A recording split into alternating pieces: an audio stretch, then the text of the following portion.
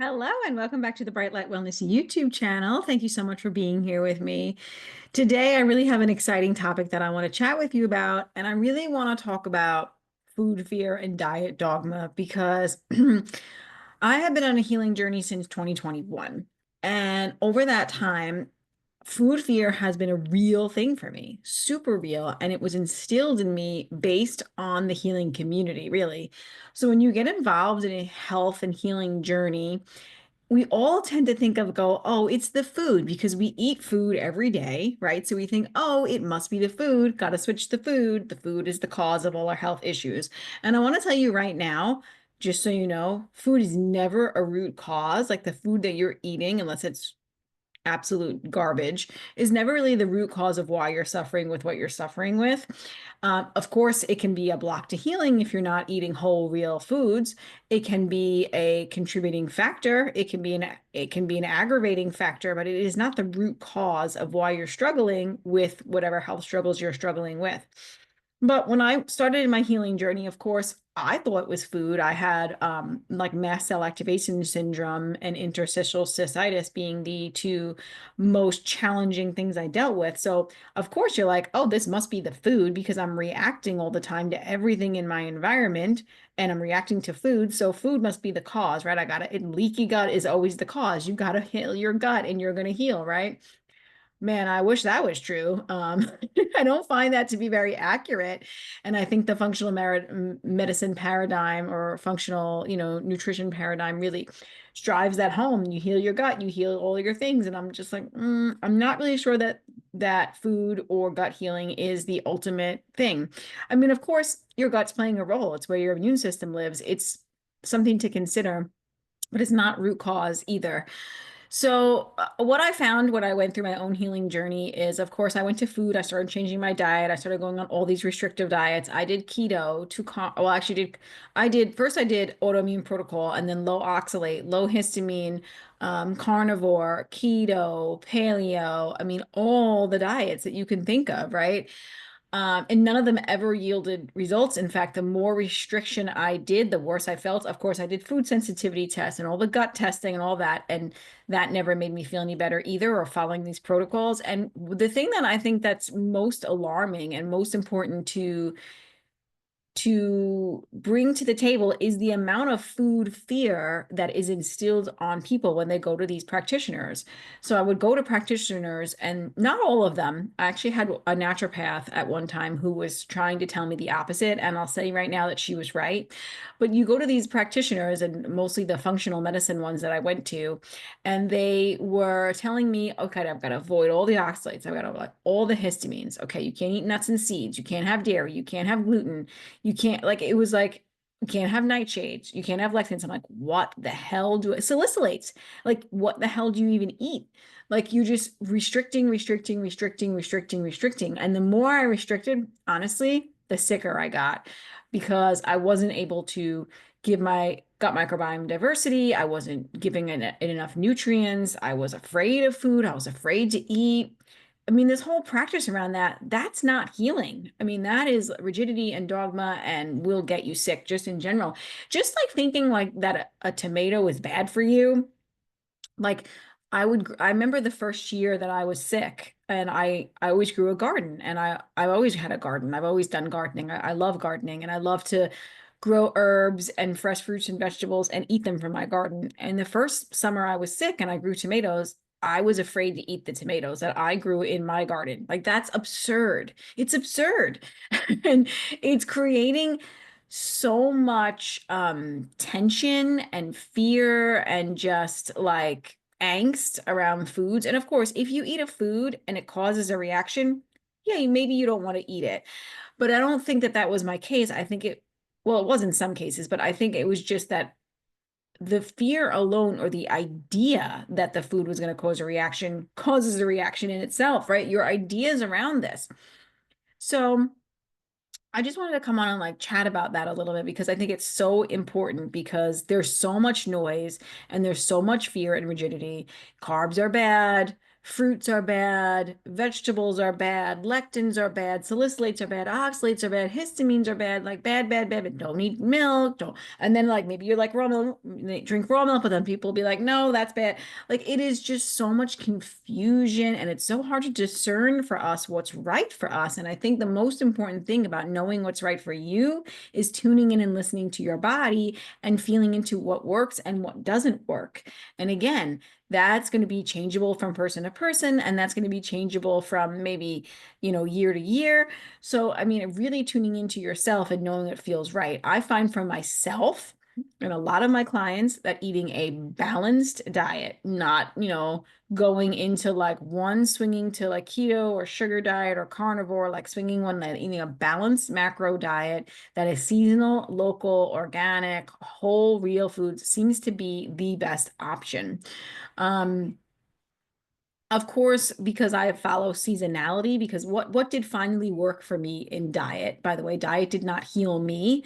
Um, a lot of things, it's a accumulation of lots of things that supported my health and healing. And that was nervous system work and, you know, reconnecting with nature, cellular health, circadian biology, cellular hydration, improving my mitochondria, using homeopathy, therapy.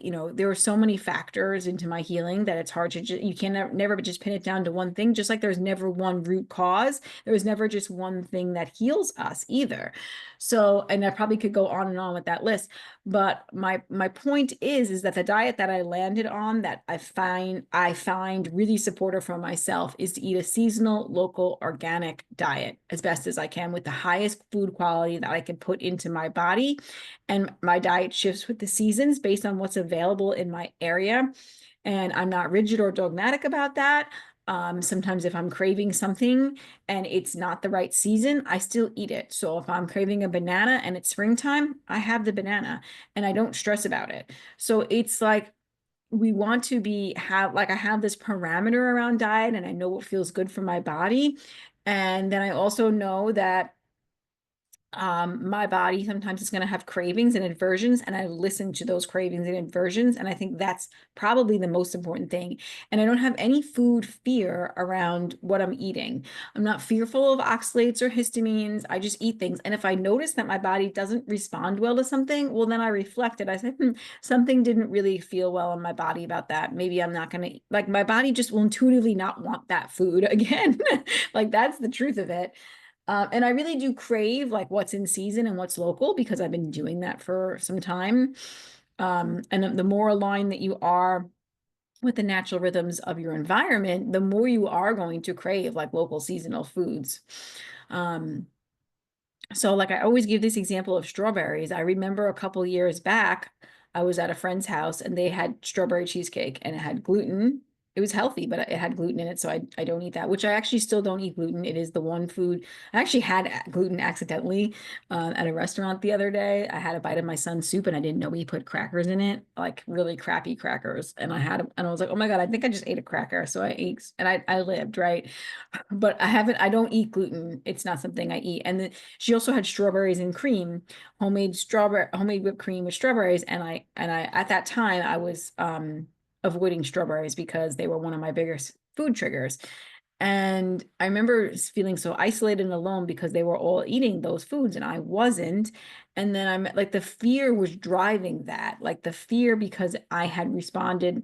First of all, it was on a food sensitivity test. And I also had like, I'd known that I did not feel good in my body sometimes after it. And then I was fearful of how it would make me feel. And then, all of that. So the food fear is real and I get it, but I want to tell you now that I grow strawberries in my garden the last few summers and I eat them without any issues. So changing my mindset around food, like instead of being like, oh, instead of thinking foods are bad or good, I mean, I have a thinking and a thought process where food is real or not real. Like I don't think of Doritos as real food, where I think of like a watermelon as real food, right? Like food from nature, like what's real and what's not, what's from nature and what's not. I have paradigms around that still, and I think that's healthy. And I also feel like I'm not like super rigid and dogmatic about these things anymore either, which is really, really good. It's such signs of healing in my mind that how I've been able to like kind of like we swing the pendulum one way and then we kind of come back to a balanced state. Like we go really like hard on it, like, oh yeah, all this is this way, and then you kind of like come to a balance. That's where I'm at. But I feel like I'm not there's no food fear in me anymore. Like I'm not afraid of foods. I eat foods that I enjoy. I follow my cravings and aversions. I seek to what's nature is providing, and I pick really high quality foods. And I would love for my clients to get to that same place because I think it's a beautiful place to land. So I'm always trying to get them to get there as well, where especially where they're following their intuition. And, of course, quality matters as well. But my whole point of this conversation is I want you to be able to let go of food fear, because having fear around what's supposed to be nourishing to our body is not healthy. And I felt like this food sensitivity testing and all of the functional medicine lab protocols and testing and all of the, foods that are on my no list, which was like every food ever, and all of the restrictive diets just made my healing worse, or just made my symptoms worse, and really drove my nervous system dysregulation, and really made me feel like everything I was doing was coming from a place of fear, right? Nobody wants to eat, you know, boiled meat for 6 weeks, which I did, which made me worse. I lost my period for 6 months after that. We have to know where our bodies are at and meet our clients where they're at and know what's going to be supportive. And I guess you don't know until you try things, right? But I've definitely made a lot of mistakes, and I try to not go to these extremes with my clients. We go through gentle ways of healing, because healing should be gentle, and extremes are not necessary. They're just not necessary. And there's no place for fear in a healing journey. There's no place for food fear. There's no place for fear of that your body's against you. There's no place of fear of parasites and heavy metals and toxins and all the things. Yeah. Am I going to eat food that I know has been sprayed with glyphosate? No, because that doesn't make sense, because I know it's unhealthy, but I'm not fearful of it. If I have an exposure every once in a while, I'm not like, oh my God, I'm going to die, right? There's a really delicate balance here that I'm trying to bring to the table for you guys. We have to have that balance, and we can't have this like perfectionistic mindset, and we can't be restricting. And even in the short term, I proved that at 6 weeks of a carnivore diet, losing my period for 6 months, even in a short term, that can be super dysregulating for people. So we need to be cautious of our recommendations as practitioners. And we also need to be aware of where people are at. And we don't want to deplete people further, because the more we restrict food or dietary things, we really can be putting people into a more of a cell danger response, because we're restricting so much foods and calories and nutrients. And we also can be putting people more in a we're negatively affecting the healing, because the body's not able to heal because it's not getting what it needs, and it's more stressed. Basically, that's what I mean. So I hope this video has been helpful to you and not like super confusing. My whole point is that you learn to, or just like if you're in this place of fear and you're coming at your diet from a place of fear, that you're able to kind of shift that a little bit, even just have this awareness around it. Because it's really important. And I think the fear can also come in other ways besides like having fear of certain foods or food groups. It could also come from having to count your macros and your calories and being in a certain, deficit. And this is very controlling and rigid, and just what's the word I'm looking for? It can lead to health issues as well. Because again, your body's not getting what it needs, and it's getting into cell danger response, right? Restricting our calories, restricting our diets, this can be dangerous, especially if a person is already at a decent weight. It's really not about calories in versus calories out. It's about how well your mitochondria are functioning, and how well can they use that energy that you're putting in. And are you just getting your energy from food, or you're getting your energy from other places, right? And what's depleting your energy and depleting your mitochondria's ability to make energy. And of course, we get energy from food. We also get energy from sunlight and earthing and proper circadian rhythms and connections and movements, right? There's other ways, movement in general. So anyway, I hope this has been really helpful. If you want to learn more about like my dietary principles that I follow, you can work with me one-to-one coaching. You can also work with me on a personalized healthcare plan or a nutrition and lifestyle audit, which is like one-off sessions that you can book. So you can do 3-month packages with me. You can do one-off coaching sessions. You can also get my Ancestrally and Seasonally Nourished webinar and recipe ebook, which teaches you how to implement a seasonal local ancestral diet. So you can check that out as well. And if you have any questions, please let me know. And if you have any thoughts, like have you been through this diet dogma situation yourself and all this food fear? Have you been for the functional medicine world where you're cutting out all these food groups and then not actually even seeing results?